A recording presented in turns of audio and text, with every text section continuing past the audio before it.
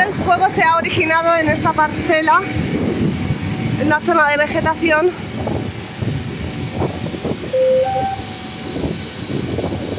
Y ha pasado a la parcela colindante donde hay una villa y ha invadido incluso con vegetación que se iba volando quemada la avenida Barcelona.